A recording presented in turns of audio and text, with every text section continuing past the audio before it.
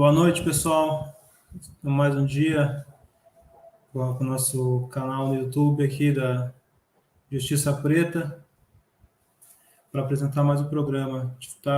Antes de começar, a gente vai ver se tá tudo certo, se a gente está online, ver se está todo mundo aí, já vai comentando, já vai curtindo, para a gente saber se está online já.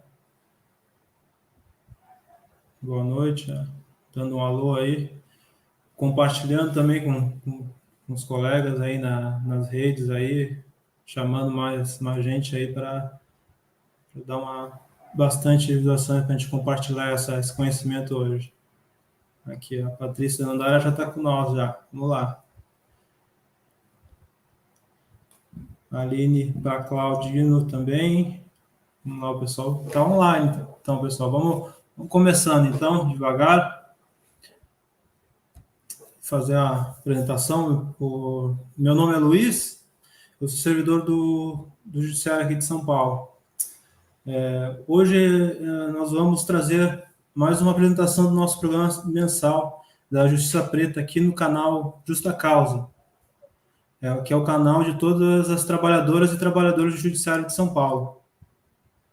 No Justiça Preta, nós debateremos, na verdade, nossos debatedores buscam trazer informações, orientações e reflexões referentes à questão racial dentro e através das estruturas do Poder Judiciário. Tudo isso de forma crítica e fácil, assim, rápida, para a gente tentar entender um pouco essa questão. Esse é o nosso segundo encontro. Na apresentação anterior, nós tivemos um debate muito interessante com a nossa colega Ana Lúcia dos Santos. O programa anterior, vocês podem ver aqui no Justa Causa, procurar no canal, que vocês vão encontrar o programa anterior. Só pesquisar no Google lá, colocar na pesquisa Justiça Preta, que já aparece, já fácil. Todos os programas que a gente já fez. Então, a gente vai iniciando.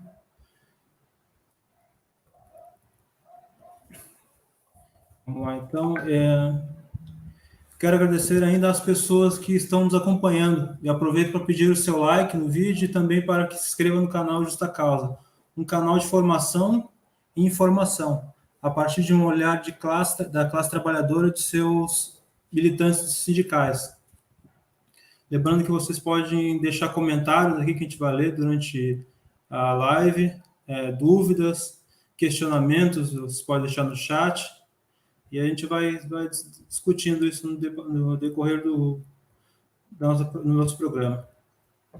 Para começar, a gente vai assistir um clipe do músico de Brasília, o poeta do rap, o GOG, com a música Carta Mãe África. A gente vai colocar um pedacinho dela para a gente ver.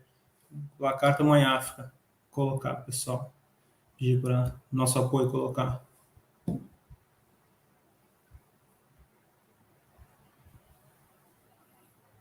Só um minuto, já vai sair.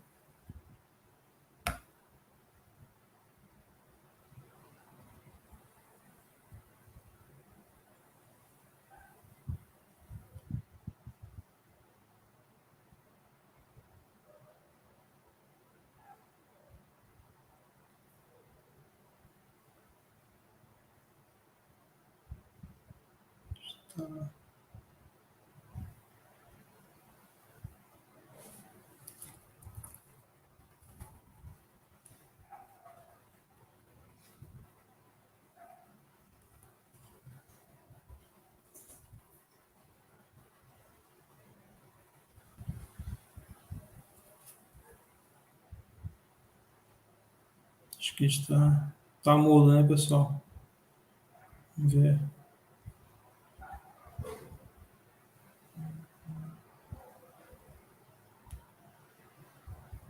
Tá mudo, né, pessoal?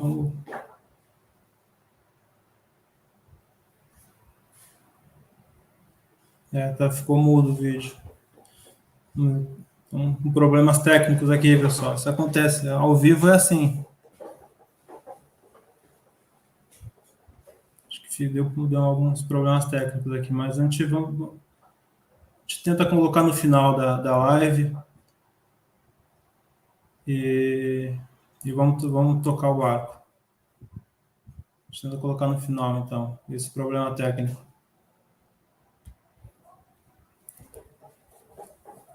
Vamos lá.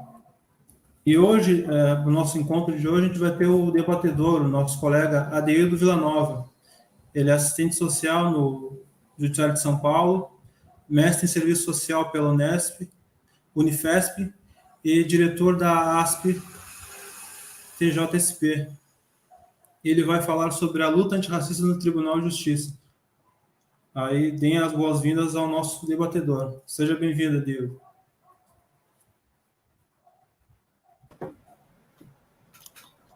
Olá, gente.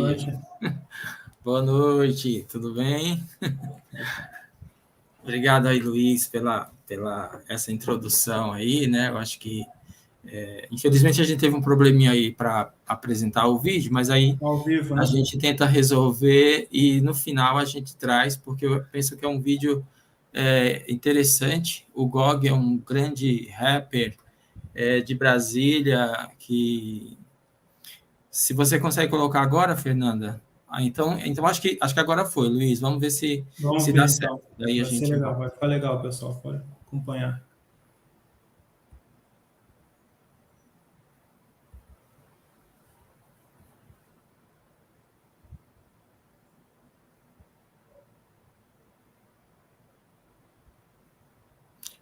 Continua sem som, Fernanda.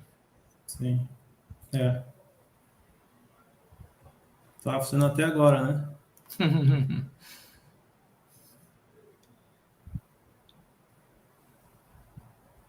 Tá sem som ainda, viu, Fernanda? Acho que é melhor a gente continuar, né?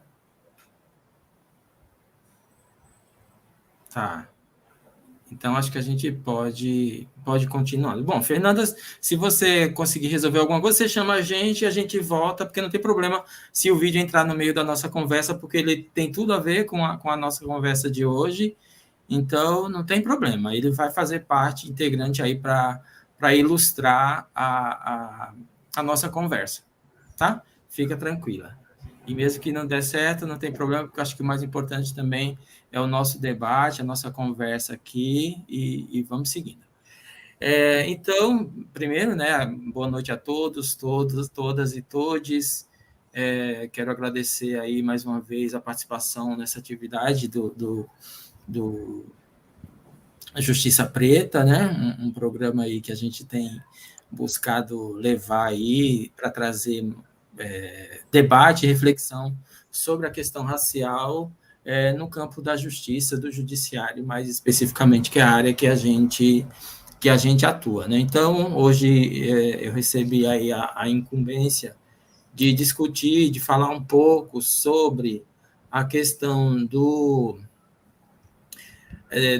da luta antirracista, né, no Poder Judiciário, e pensando aí quais são os limites e as possibilidades que a gente, enquanto servidores dessa instituição, pode contribuir na luta antirracista, né? Então, pensando que a nossa contribuição, ela não precisa ser uma contribuição que precise de grandes coisas, né? Você, no seu espaço de trabalho, com o seu colega do lado da sua mesa, pode contribuir com a luta antirracista, né? A luta antirracista, ela se dá também nessas relações mais próximas, nessas relações essas relações profissionais que se dão muitas vezes na sua própria sala de trabalho junto com os seus colegas, né? Então, pensar o que é a luta antirracista, né? Então, primeiro porque a gente utiliza esse termo antirracista justamente porque não basta, né, lutar contra o racismo, né? Você precisa ser antirracista, como a própria Angela Davis já nos ensina, né? Então, eu não preciso... não basta apenas eu dizer que sou contra o racismo, né? Que eu não sou racista, mas eu preciso ser antirracista. Então, a gente utiliza esse termo justamente para a gente ilustrar esse lugar de resistência contra uma opressão desse sistema capitalista que a gente vive, em que o racismo é parte constitutiva dele. O racismo, ele alimenta esse sistema de exploração e de opressão que a gente tem, né? Além do racismo, a gente pode pensar aí nas opressões de gênero, né? Opressões de identidade sexual, entre outras que o capitalismo se alimenta, né? Então, mas aí pensar a luta antirracismo, vamos pensar então por que falar sobre isso no Tribunal de Justiça, né? No Judiciário, né? Nessa instituição judiciária. Então, para isso, eu vou tentar aqui compartilhar uma tela com vocês para apresentar alguns dados que eu acho que é importante antes dessa nossa conversa. Então, deixa eu só passar aqui, compartilhar a tela. Aqui, compartilhar. Vamos ver se vai aparecer aí para vocês. Bom, vamos lá. Fernanda, apareceu alguma coisa? Precisa colocar na tela, Fernanda, a minha tela compartilhada. Para que todos... Isso, muito obrigado, Fernanda. Então, a Fernanda está aí nos bastidores, aí, dando um apoio para a gente. Guerreira também. Bom, então é isso. Pensar nessa luta... Por que luta antirracismo no judiciário, né? Então, acho que tem alguns dados aqui que acho que é importante para a gente discutir, né? Primeiro, a gente pensar aí no percentual de negros no judiciário, né? Entre magistrados e servidores. A gente, já de cara, a gente percebe uma pequena representação, né? Especialmente entre os magistrados, porque a gente sabe que esse é um espaço onde poucos conseguem acessar.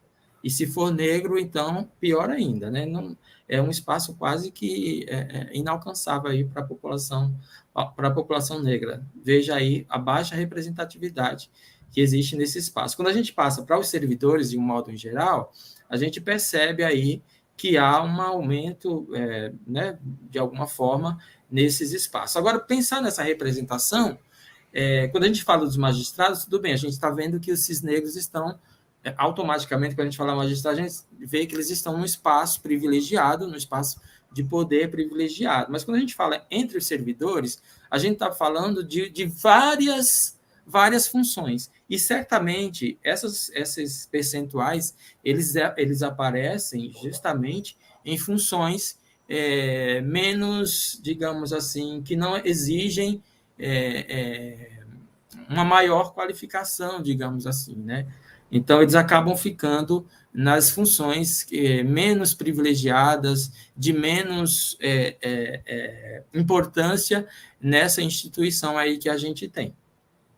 Então, só de cara a gente já percebe que a luta antirracista ela é fundamental para discutir aí nesses espaços. E aí, se a gente for pensar aqui, deixa eu ver se eu consigo mudar a minha... aqui, não foi aqui. Aqui, ó. Então, se a gente vê essa primeira questão, né? Olha só, aqui a gente já percebe uma falha enorme, que eu acho que é algo que precisamos resolver, que é justamente a ausência da informação sobre raça. Nos programas anteriores, a gente discutiu um pouco, né, sobre a importância do quesito raça-cor nos cadastros, né, nas fichas dos funcionários do Tribunal de Justiça. E aqui a gente já percebe de cara um grande problema, que é a ausência dessa informação em diversos setores, né? Entre servidores, entre magistrados. Entre magistrados, a diferença ainda é bem maior. Perceba aqui nesse gráfico. Então, esse é o primeiro problema que a gente pode apresentar. Aqui a gente tem um quadro maior que é sobre a questão da ausência da informação sobre raça.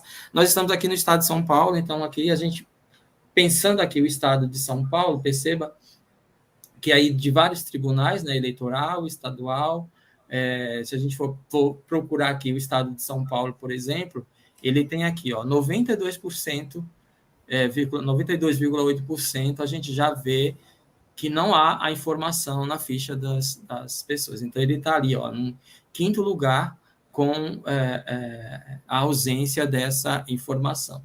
Em pensar que existem outros tribunais, como o da Paraíba e do Rio de Janeiro, que sequer existe essa informação. Então, essa é uma informação aí que a gente já coloca também como uma outra problemática. Se a gente for pensar, então, aqui, né, no percentual de servidores negros por tribunal, e aí eu vou aqui direto para o nosso Tribunal de Justiça de São Paulo, porque é onde a gente está, a gente não consegue, inclusive, encontrá-lo aqui.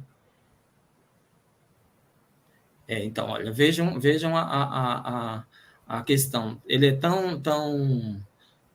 Essa informação ela quase não aparece, que, inclusive, aqui, quando se fala em servidores negros, eles não aparecem aqui para a gente pensar um pouco sobre esse lugar.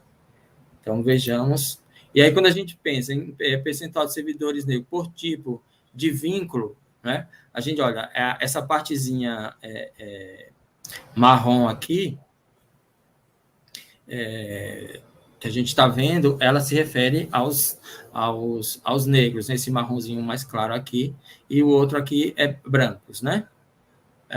Veja, um quadro efetivo, a gente tem aí uma diferença, né, considerável, não informado também, comissionado sem vínculo, cedido ou requisitado de outro tribunal, cedido ou requisitado de órgãos fora do judiciário. Existe aqui uma série de informações que, assim, de cara, olhando para o gráfico, a gente já percebe a disparidade que existe entre os vínculos, né, de empregabilidade. E a gente sabe que os vínculos, muitas vezes, são os que garantem, né, minimamente alguns direitos, alguns benefícios que os servidores e servidoras têm no judiciário.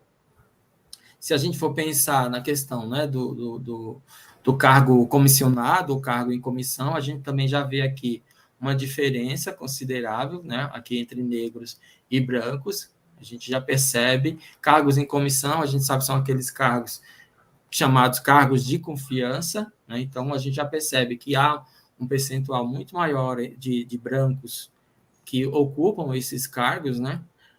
Se a gente for pensar nos amarelos, né, que são aí os orientais, e os indígenas, então, eles praticamente nem aparecem aqui, são percentuais irrisórios, que nem dá para a gente considerar, né? Mas a gente, mesmo entre brancos e negros, a gente já percebe aí uma disparidade muito grande. Então, com cargos de chefia, a gente vê que isso também se repete, né? Então, quem possui cargo de chefia, que não possui cargo de chefia, a gente já vai considerando aí essas diferenças. E aí, se a gente for pensar no sexo masculino e feminino, então, aí há também umas disparidades grandes que a gente percebe. Cargos em comissão novamente. Aqui a gente vê como um percentual de servidores negras, né?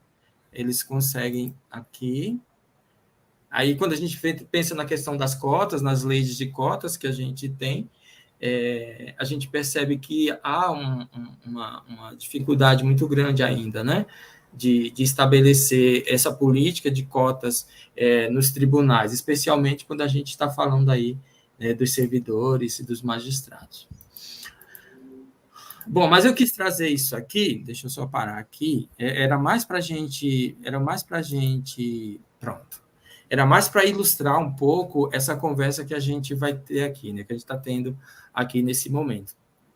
Então, pensando essa luta antirracista, né, pensando nos limites e possibilidades, a gente podia indicar como limites a própria estrutura do judiciário, né, que é uma estrutura muito rígida, uma estrutura conservadora nas suas relações mesmo, né, com o próprio funcionalismo, com o próprio servidores que compõem esse espaço.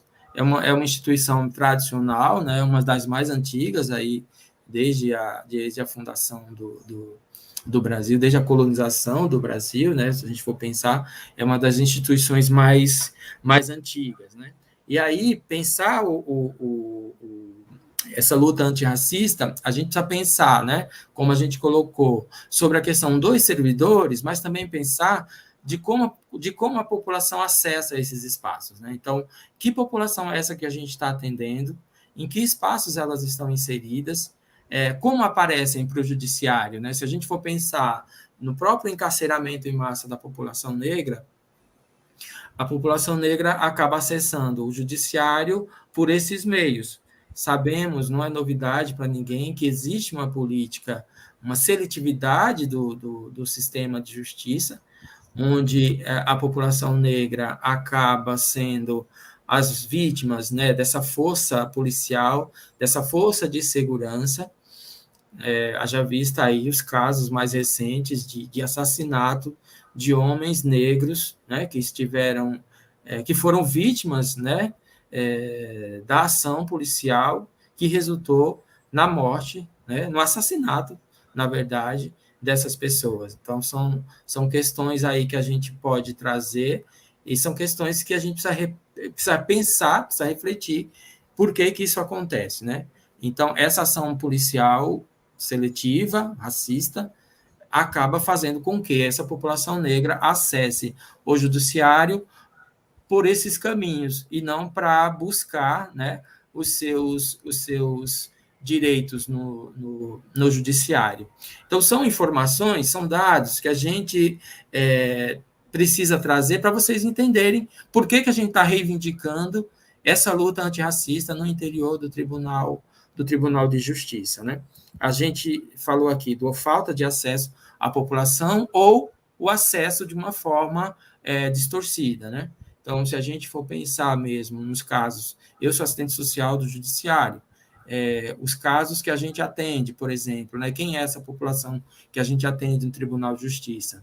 É preciso que a gente fique atento para essas questões, porque o lugar, a cor dessa pessoa, o lugar de onde ela vem, vai dizer muito sobre as possibilidades e oportunidades que ela tem na sua vida, né, para poder desenvolver a sua vida de forma digna e com respeito e realização dos seus direitos mínimos, né, que é o direito à sobrevivência. Então, pensando aqui no meu caso de assistente social, mas a gente podia pensar aqui no caso dos escreventes, a gente podia pensar aqui no caso dos oficiais de justiça, quando eles precisam ir nas favelas levar uma intimação. Por que para ir na favela precisa de determinados encaminhamentos antes? Então, tudo isso são questões que a gente precisa refletir, né, para a gente pensar a luta antirracista no Tribunal de Justiça, no Judiciário. A gente está falando aqui do Estado de São Paulo, mas tudo que a gente tem discutido aqui, tudo que a gente tem refletido aqui, a própria literatura mostra que isso é algo que acontece no Brasil inteiro. Então, são questões que se desenvolvem aqui, mas a gente pode pensar nos outros tribunais aí pelo Brasil afora, né? Então, falamos um pouco dos limites, né? No caso da rigidez dessas instituições, são instituições muito rígidas, nada flexíveis, conservadoras na sua forma de funcionar, né? Então, e aí, nesse conservadorismo, a gente pode apontar as próprias questões do racismo, do sexismo, do patriarcado, essas questões que mediam, né, as relações aí de poder. A falta de disponibilização dos dados, né, como eu coloquei aqui, nesses dados que eu coloquei, a percentagem considerável de falta de informação. E a informação é fundamental para que a gente possa desenvolver ações como essas mesmo, né? A gente não está aqui discutindo a luta antirracismo à toa. A gente está aqui porque existe uma motivação para isso. E é justamente isso que a gente está colocando. Nesses dados dizem exatamente, justificam as nossas ações e o porquê estamos aqui discutindo, falando sobre isso. A gente poderia estar falando sobre outras coisas. Não é um assunto tão difícil, né? E que a gente não pode deixar que isso aconteça. A gente tem que lutar contra isso. Então, a falta de acesso à população ou o acesso de uma forma distorcida, né? Existem, inclusive, estudos, né, falando sobre como os processos entre negros e brancos são julgados, as sentenças que entre negros e brancos que eles recebem são muito maiores, as sentenças que os negros recebem, as punições que os negros recebem, nas audiências de custódia, por exemplo, há estudos que mostram que a maioria que é liberada são pessoas brancas e a maioria que fica nas decisões de audiências de custódia são os negros, então a gente precisa pensar sobre isso, e aí pensar, é claro, na questão do racismo institucional, que é justamente o que organiza, né, todas essas formas de ação desse sistema, dessa instituição judiciária. Né? Então, o racismo institucional ele permeia todas essas relações, fazendo com que ações da instituição tenham uma penalidade maior, uma punição maior, ou uma escassez de direitos maiores para esta população. Bom, Adeildo, mas a gente não pode ficar falando só em limites, né? A gente precisa pensar, então, um pouco nas possibilidades também que a gente tem que ir buscando. E aí, gente, as possibilidades são essas, né? Nós estamos aqui num programa para discutir essa questão racial, para levar para vocês informações, levar para vocês subsídios que mostrem um pouco, tragam um pouco esse panorama, né, da situação da população negra dentro da instituição. Então, essa é uma iniciativa, é uma possibilidade dessa luta antirracista, mas também a gente pode se organizar coletivamente, formando grupos de estudos, formando grupos de pesquisas, formando grupos no seu próprio setor de trabalho, dependendo aí do tamanho dos setores que existem. A gente pode também, na relação com o nosso colega de trabalho, né, pensando, a gente tem aí a questão do racismo estrutural, tem o racismo institucional, mas tem também o racismo recreativo, né, que o professor Adilson Moreira, se não me falha a memória, tanto discute, né, esse racismo recreativo. E esse racismo recreativo está presente nas relações que a gente estabelece com os nossos colegas de trabalho, muitas vezes, na nossa família. Então, pensar, né, que algum colega faça alguma brincadeira, né, brincadeira aí com muitas aspas, porque é brincadeira para quem está fazendo, mas não é brincadeira para quem está recebendo, porque dói, porque machuca, porque fere o seu lugar, fere o seu corpo, né? Nega a sua existência. Então, a gente não pode ser conivente com colegas que fazem piadas racistas. Piadas racistas não tem graça nenhuma. E a gente não pode deixar que isso passe. Então, falar com o nosso colega sobre isso é também fazer uma luta antirracista, né? Guardadas aí as devidas proporções, porque as lutas, elas se dão também no plano individual, né? Elas se dão no plano individual, no plano coletivo. No plano individual, a gente pode lutar contra isso dessa forma. Então, pensar em coletivos, grupos de estudos, grupos de trabalho na sua repartição, por exemplo. Então, esses são alguns espaços que a gente pode discutir. E aí, trazer a discussão da temática racial para esses espaços. Né? Então, o que é temática racial? A gente pode falar sobre ações afirmativas, a gente pode falar sobre seletividade racial no sistema de justiça, a gente pode falar sobre racismo estrutural, a gente pode falar sobre racismo institucional, espaços de reflexões que tragam, inclusive, experiências dos colegas de trabalho sobre isso. E isso não vai faltar, pode ter certeza.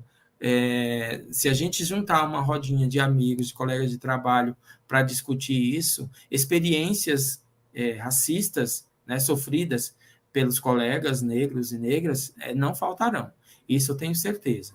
Então, essas são algumas formas que a gente pode apresentar como resistência a esse racismo, né?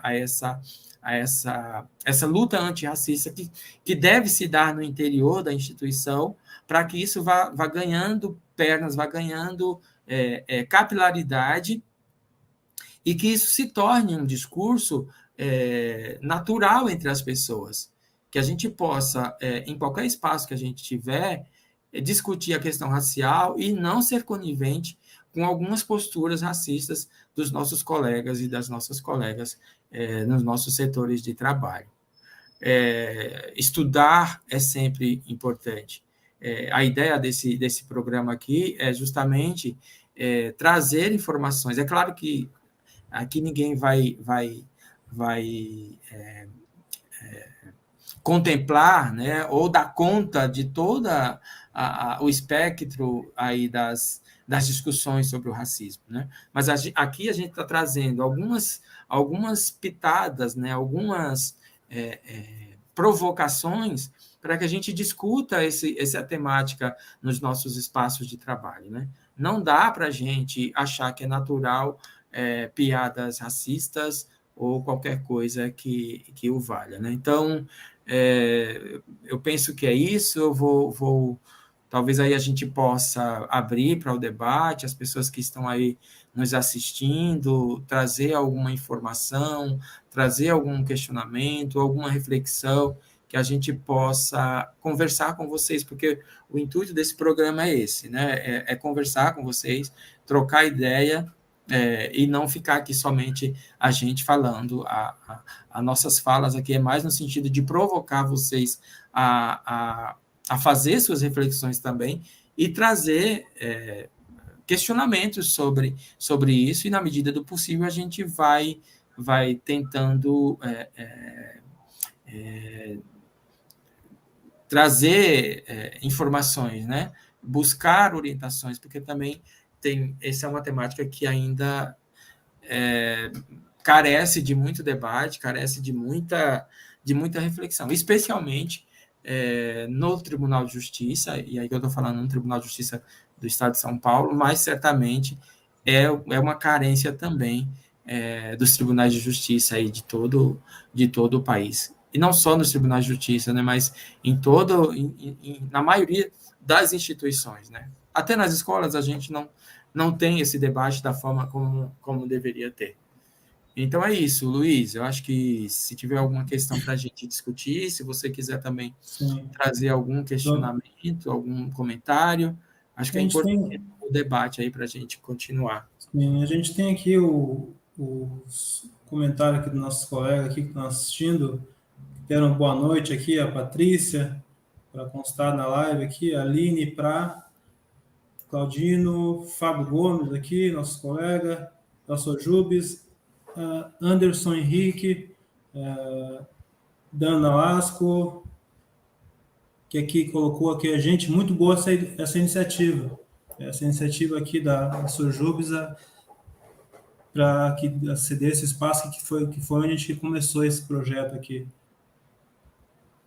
Aqui, vamos ver, Dana Lasco, o Anderson Henrique colocou uma questão aqui dos cotistas, a gente está vendo essa situação, para ver, a gente vai pegar mais informações para ver se a gente consegue ajudar ele. Ver a Fernanda aqui, nossa colega, da nossa retaguarda aqui, colocou aqui uma mensagem: a luta antirracista é uma luta que tem que ser abraçada por todas e todos. O Anderson Henrique, são os comentários de boa noite aqui, o pessoal está comentando bastante. Excelentes reflexões, a Edna colocou. É isso, pessoal. Edna, querida. Isso. Edna Rocha. Então, é muito interessante esses dados que trouxe do CNJ, né, que só o que fica assim, que nos deixa triste é a questão da falta dos dados do Tribunal de Justiça de São Paulo, né? É uma coisa bem grave, e a questão da luta antirracista dentro do tribunal, uma prática antirracista do tribunal seria disponibilizar esses dados, né, para a gente conseguir ter uma ação, porque sem ter dados, a gente não consegue montar um plano assim de ação, né? Então isso é algo que a gente tem que começar a cobrar nas nossas assembleias, assim, para o tribunal para sempre aumentar, né? Luiz, eu tô aqui também acompanhando os comentários aqui do Sim, pessoal do YouTube, e que bacana que as pessoas estão gostando, né? Porque eu acho que a ideia é um pouco isso, é trazer informações de uma forma bem descontraída, de uma forma não muito formal, digamos assim, sim. para que as pessoas também se sintam muito à vontade para colocar suas questões aqui no chat, né? Eu tô vendo aqui que tem o Anderson Henrique Isso. tá elogiando aqui. Tem aqui o Anderson Henrique dando lasco também, tá aqui uma, uma, um comentário dele. O Dan Nolasco também ele está perguntando aqui, né? O quesito raça-cor é importante no judiciário? A Fernanda coloca aqui, Adeildo, como você vê a mobilização dentro do TJSP entre servidores na luta antirracista? Bom, vamos lá. Primeiro, a questão do Dan. É, eu penso, Dan, que a questão o quesito raça-cor, ele é importante em qualquer instituição que lide com a população, né? Por quê? Porque o quesito raça-cor, ele vai trazer para a gente, vai dar uma diretriz, inclusive, para a gente pensar formas de evitar o racismo. Então, se numa instituição eu sei que existem um percentual, né, vamos pensar internamente, se eu sei que numa instituição ela tem um percentual significativo de pessoas negras nesse espaço, eu, como instituição, eu preciso, inclusive, buscar políticas, buscar formas que atendam esses servidores que estão com a gente. E quando eu digo isso, é falar justamente sobre esses espaços de luta antirracista, né? Do ponto de vista externo, de como a população acessa esses espaços. Então, digamos aqui, eu sou assistente social no meu espaço de trabalho, atendo uma população, mas eu não faço essa identificação. Se ela é branca, se ela é negra, se ela é homem, se ela é mulher, qual a religião que ela é. Se eu não faço isso, eu não tenho a dimensão, um perfil da população que eu atendo. Agora, veja, se eu faço a coleta deste quesito, por exemplo, e aí, nos meus relatórios, eu posso pegar, fazer uma tabelinha e dizer, olha, dos jurisdicionados que eu atendi, tantos são negros. Todos esses negros estão desempregados. Ou todos esses negros, a família ela não consegue creche para a filha. Ou todos esses negros apresentam algum problema de saúde. Essas informações eu posso utilizá-la, inclusive, para movimentar a rede de assistência que a cidade tem, por exemplo. Né? Além de identificar a falta de acesso adequado dessas pessoas ao próprio judiciário, eu também posso identificar a falta de acesso delas às políticas públicas, por exemplo. E aí, no meu papel, né, na minha função de assistente social, eu posso, inclusive, provocar a rede de atendimento dessas políticas para essas pessoas. Entende? Então, se eu não faço essa identificação dessas pessoas, eu não tenho como saber, eu não tenho um perfil da pessoa e de que forma que ela está acessando as políticas públicas, por exemplo. Né? E aí, só para emendar com o que a Fernanda trouxe, eu penso, Fernanda, que há algumas iniciativas importantes, né? Como o próprio coletivo consciente que a gente tem aqui na Baixada Santista, que discute, né, que se reúne esses espaços. A gente também tem o Dan, que tem um trabalho importante lá no Tribunal de Justiça do Paraná. Temos algumas iniciativas também no Rio de Janeiro, né? Mas ainda são ações que estão muito, digamos assim, a parte do pessoal, né? Não é uma ação institucional, por exemplo. Só para citar um exemplo, nós temos um grupo de estudos, esse é institucional, que é do Tribunal de Justiça, que chama Grupo de Estudos do Serviço Social na Vara de Família.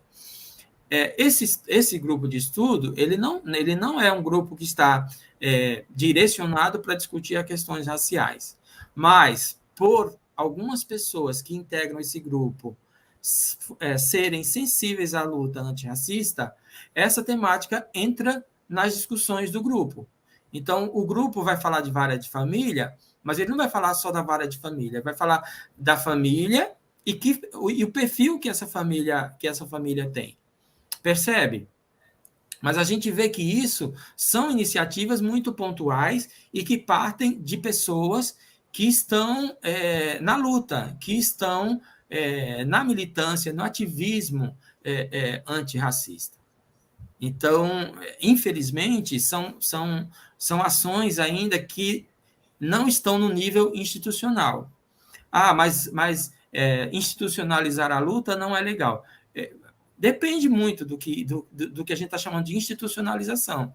Né? Se a gente tem institucionalmente um espaço onde se discuta a questão racial, por exemplo, a gente tem legitimidade, inclusive, de questionar o próprio judiciário sobre as suas políticas de ações afirmativas, por exemplo.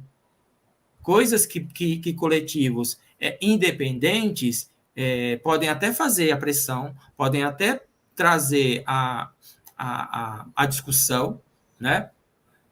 Fazer diversos protocolos ou iniciativas com relação ao judiciário, mas isso não terá tanto eco se isso partir de uma instância institucional, por exemplo.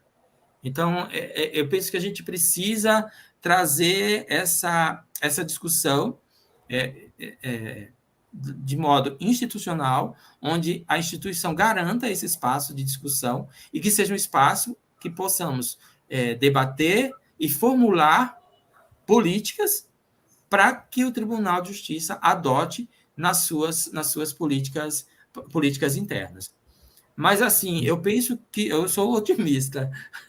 Então, eu penso que essas iniciativas, né, pequenas ainda, a gente precisa reconhecer isso, mas são iniciativas que vão provocando e que vão instigando, mobilizando outras pessoas a terem iniciativas também como estas. Né? Este programa, por exemplo, eu penso que é um programa de suma importância para que as pessoas reflitam sobre isso, mas mais que isso, não basta somente refletir, tem que agir, tem que buscar formas objetivas, porque não adianta somente a gente ficar discutindo e as questões ficarem no campo das ideias. As ideias precisam sair da nossa cabeça e precisa ganhar corpo, precisa ganhar concretude para que as coisas avancem, para que as coisas aconteçam.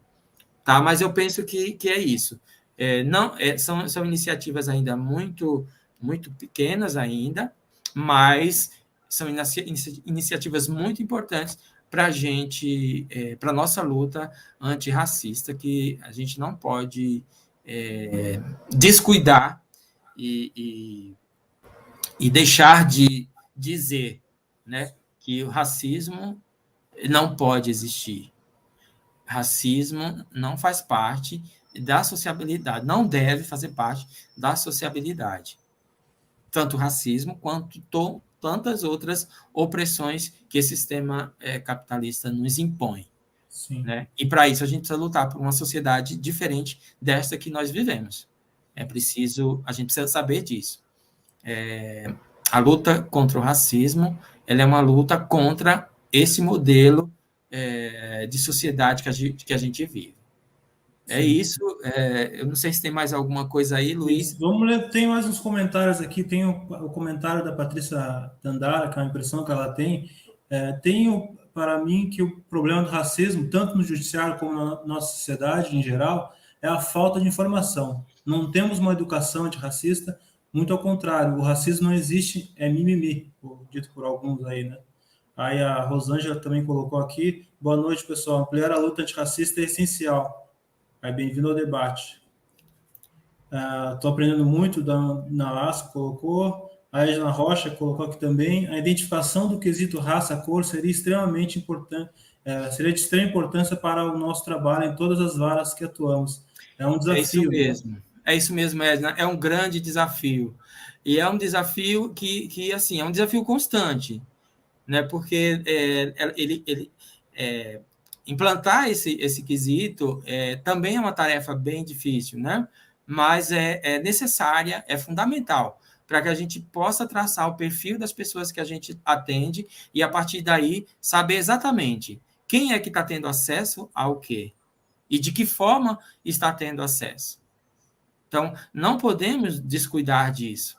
Porque, como eu falei lá no início, né, o lugar onde essa pessoa mora, a cor que ela apresenta para a gente, a orientação sexual dela, a própria religião, quando a gente está falando da questão racial, a religião ela tem um fator aí muito importante, porque, infelizmente, a religiosidade afro-brasileira ela é muito discriminada, mais que isso, mais que discriminada, ela é criminalizada. E isso faz com que a população negra brasileira sofra ações policiais, sofra invasões nos seus templos, né, nos seus terreiros. Então, é um desafio enorme e que precisa que todas e todos nós estejamos engajados nisso e sensíveis a essa causa, né? Não por porque não por pena, não é por nada disso, mas é por um reconhecimento de um direito que todas e todos nós temos. É somente por isso. Então, não podemos ser coniventes com esse tipo de coisa, porque isso retira direitos. E se retira direitos, né, fere a nossa existência. E é isso que a gente não pode deixar. Sim, tem mais alguns comentários aqui para a gente ir finalizando. A gente está chegando próximo do final aqui. Vamos ler mais um comentário aqui. O Luiz Tadeu Milito também colocou. E pessoal, parabéns pela live. Nosso companheiro aqui, a Fernanda colocou o comentário também exato. Os dados permitem os dados permitem trazer em evidência o processo de exclusão e opressão por conta da nossa estrutura racista, social racista. Essa é a questão, né? Ótimas reflexões, colocou aqui a Ângela Triufi, trazidas para o nosso universo trabalhista, de como o racismo é percebido e trabalhado dentro do tribunal. Aqui a Catarina também, Catarina Morgado, colocou uma verdadeira aula. Parabéns ao Deide Luiz pelo debate tão enriquecedor e necessário. Não colocou mais um comentário. Luzilene colocou Jardim. Luzineide Jardim colocou boa noite. Fernanda colocou mais comentários. Esse é o ponto da religião afro-brasileira, é um ponto muito importante. Merecia uma live do programa só com esse tema também, é bem lembrado. Boa ideia. Também acho, Fernanda. Esse tema, a questão racial e a questão da religiosidade afro-brasileira, elas se entrecruzam, né? Muitas vezes as pessoas usam inclusive, a religião para praticar o seu racismo, né? Então, esse é um ponto muito sensível, inclusive, que a gente precisa, de fato, refletir sobre isso, né? E aí, se a gente for pensar, né, institucionalmente, pensar as religiões afro-brasileiras, existem diversos cultos da religião afro-brasileira que os seus adeptos precisam cumprir alguns preceitos que os adeptos da religião afro-brasileira precisa cumprir e que muitas vezes eles deixam de cumprir porque o lugar onde ele trabalha, né, ele não permite determinados adereços, determinadas formas de se colocar e de se vestir. Então, isso é muito sério e que a gente precisa também discutir, né? Então, não dá para a gente deslocar esse debate também da religião, sabe? A religião ela é parte integrante desse sistema de opressão racial que existe contra a população negra, né? Sim. Não sei, Aldeide, você quer colocar o vídeo do Eu não sei se para a gente a Fernanda... Para a gente fechar? A gente Tá, eu acho que a possivelmente. gente já tá caminhando aí para o final, né? Isso, está encaminhando o final, aí depois dá a última palavra, Tá. depois quando a gente colocar um Vamos pedacinho, né? fazer só mais uma tentativa, Fernanda, da gente colocar o vídeo. Na hora de pôr, não esquece de habilitar a função do som. Talvez seja isso que não está indo.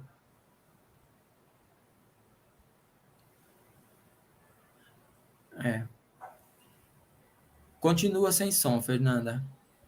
Quer tentar colocar pelo teu link? Cadê? Deixa eu ver se eu Não, consigo aqui. Peraí. colocar um link fácil? Posso tentar aqui, Fernanda? Posso, né? Vamos ver. É isso, Deixa eu pessoal. ver. É um debate importante assim que a gente tem que fazer, essa questão da luta antirracista. E é nessas conversas que a gente vai começando a surgir ideias para a gente debater com o tribunal dentro das nossas associações, nosso sindicato. A gente começa a criar essas ideias, assim, mobilizar. É isso mesmo. Deixa eu tentar aqui ver se eu consigo. Vamos ver aqui. Tá, vamos voltar aqui agora para vocês. Vamos lá.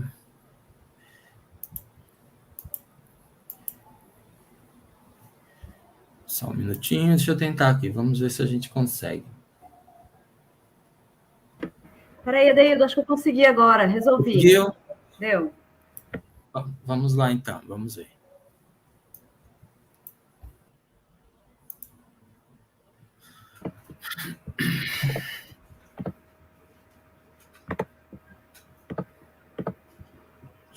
Agora vai. Acho que agora vai. Essa homenagem à mãe de todas as mães. É o início de tudo. Escuta isso. É preciso ter pés firmes no chão, sentir as forças vindas dos céus da missão, dos seios da mãe África e do coração. É hora de escrever entre a razão e a emoção, mãe. Aqui crescemos subnutridos de amor. A distância de ti, o doloroso chicote do feito nos tornou algo nunca imaginável e imprevisível. E isso nos trouxe um desconforto horrível. As trancas, as correntes, a prisão do corpo prora evoluíram pra prisão da mente agora. Sempre demora, concorda, mas só no visual continua caso raro. Ascensão social, tudo igual, só que de maneira diferente. A trapaça mudou de cara, segue impunemente. As senzalas são as antessalas das delegacias, corredores lotados por seus filhos e filhas. Verdadeiras ilhas, grandes naufrágios.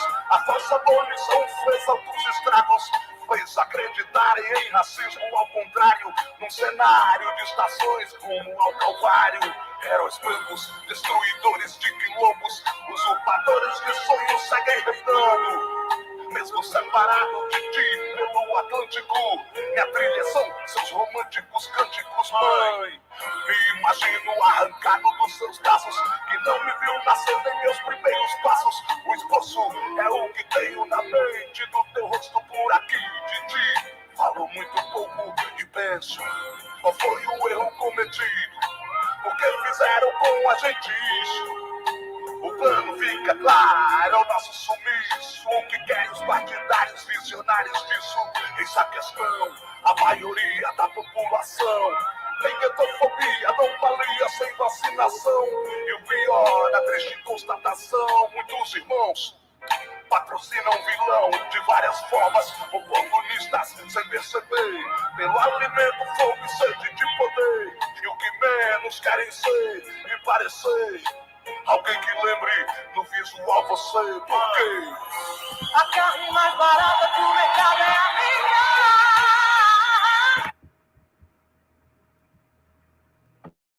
É isso, gente. Essa música depois, Fernanda, depois se você puder colocar o link aqui para o público em geral, seria importante para que as pessoas pudessem ver o vídeo na íntegra, né? Porque é uma mensagem super importante. O GOG traz conceitos importantíssimo para a gente pensar. Negrofobia, por exemplo, é um conceito que pouco se fala sobre isso, mas é algo que a gente precisa discutir.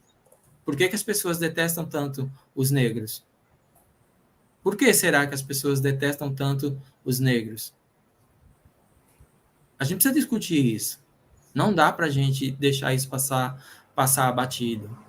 Percebe? Não dá. É importante que a gente discuta, que a gente fale, que a gente proponha, que a gente traga alternativas, traga subsídios para a gente pensar, repensar os nossos valores, desconstruir outros. Porque não é possível. Não é possível a gente viver numa sociedade onde a maioria da população negra é assassinada, a maioria da população negra é a que vai para a cadeia. Tem alguma coisa errada. Tem alguma coisa errada que a gente não pode ser conivente com esse erro. E para isso a gente precisa lutar. E aí, só para encerrar uma coisinha bem pequenininha aqui, só para passar para o Luiz, para dar tchau para todo mundo, eu queria trazer aqui um poema de uma amiga minha, a Esmeralda Ribeiro. Ela é do Quilomboje, é um projeto de cadernos negros, de literatura negra, que ela organiza. É bem curtinho. E eu vou fechar com isso para que vocês fiquem com isso na cabeça e pensem e reflitam sobre isso. A Esmeralda Ribeiro vai dizer assim, ó: se a margarida flor é branca de fato, qual a cor da margarida que varre o asfalto? É isso, gente. Exato. Obrigado, Adeu. Então, para finalizar e para a gente fechar, eu gostaria de agradecer às instituições que são responsáveis por esse projeto tá de pé aí, né? A Sojubes, ao Sintrajus, a ASP, da qual o Adeildo é diretor, né? São que apoiam essa nossa iniciativa. Também gostaria de agradecer vocês aí que assistiram a nossa live até agora aí, e agradecer o nosso debatedor, Adeildo, que nos enriqueceu com esse debate de hoje. Leiam também Carolina Maria de Jesus. A gente tem muito a aprender com essa mulher negra, favelada, mas que sabia e que conhecia o povo brasileiro como ninguém. É isso aí, pessoal. Então, assim a gente fecha a nossa live de hoje. Muito obrigado. Muito obrigado, David. Quer deixar alguma palavra final?